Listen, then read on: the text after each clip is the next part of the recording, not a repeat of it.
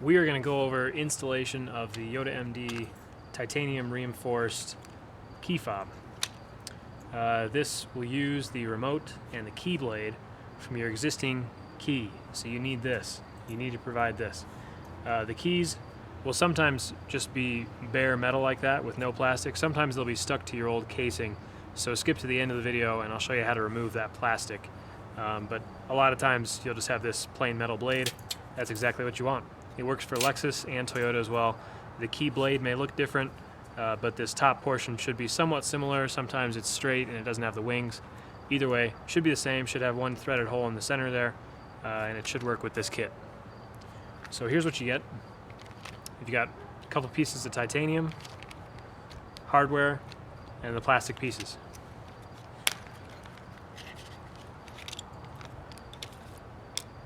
Alright, so we've got our titanium, plastic, and our hardware.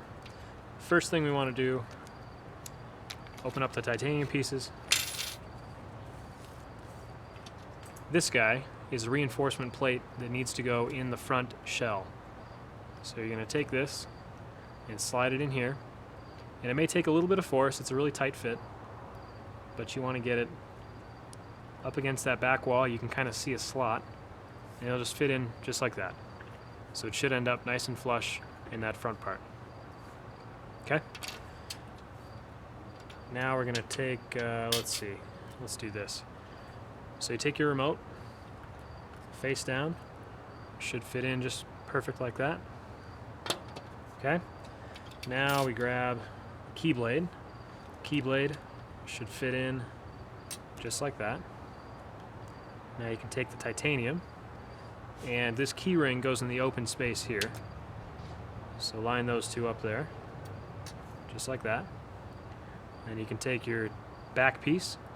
This should have nuts in it. They might be loose in the package as well.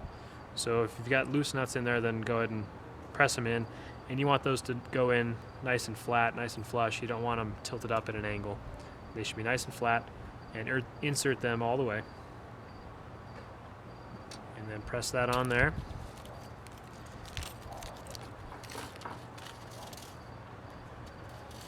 So we've got two options for hardware. You've got black screws, silver screws. If the silver screws are a real tight fit, the black ones may fit a little bit better. Otherwise, it's just your own color preference. So you can do this in any order you like, but I think it's easiest to start with this. So let's get the key blade fastened first. So take your wrench and the short screw, one of the short screws, and we just want to get it started. It doesn't need to be tight. We just want to get it started. This will hold the back half and the main brace to the key, and it just makes it a little easier to assemble. So now we've got a long screw. Let's go ahead and put one of these through. These fit in the bottom, and there's just a tiny bit of engagement here, so it's not going to screw in many turns, just maybe half a turn, one turn. That's all you need. Same on the other side here. So I'm just going to get those started. I'm not going tight, just getting it engaged. And let's grab our other short screw and go up here. Right. And same thing, it's not going to screw in much. They're real short nuts, so not a whole lot of thread, just enough. And now we can go ahead and tighten, just make sure everything's lined up. Never mind the siren in the background.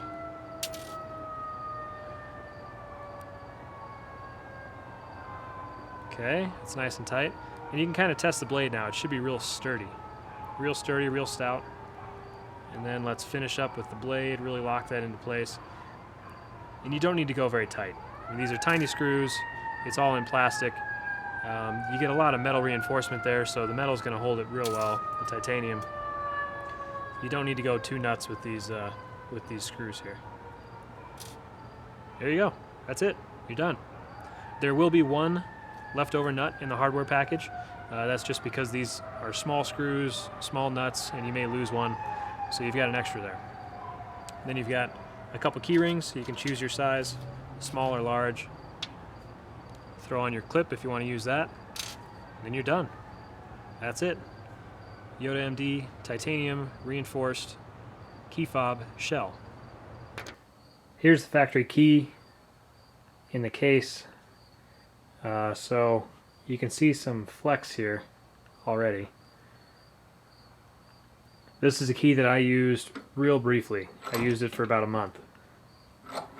And then it cracked on this back side here, so the screw does not hold it very well anymore.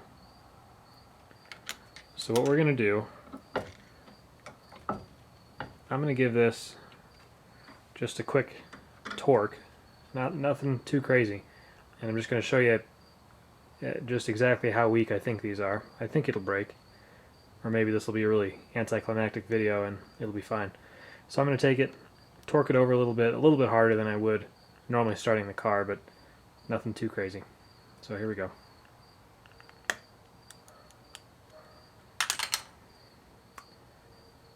Yeah. That is about how good these keys are. That was perfectly undamaged before I just did that. That was a new key off of Amazon.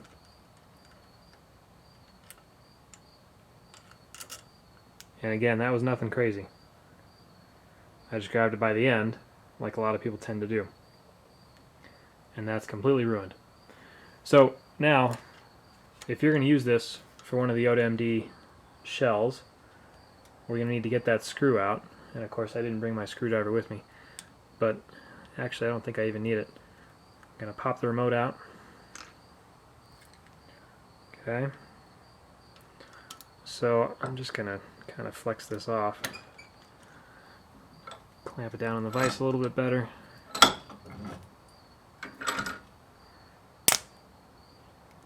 There you go. So that's interesting. This is a key that I had only seen previously on Lexus models, but this will fit right into the YotaMD one just the same.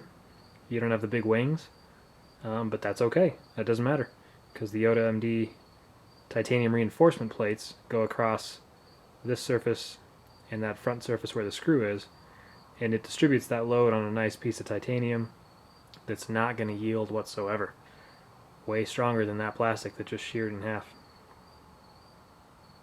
There you go. Here's that same exact key blade in the YotaMD key, and I'm going to torque this, and I don't have a meter on there, there's no numeric readout, but I'm going to try and torque it pretty hard. Hopefully you can see that in the video, and you can see how stable it is, and you will see it not crack in half.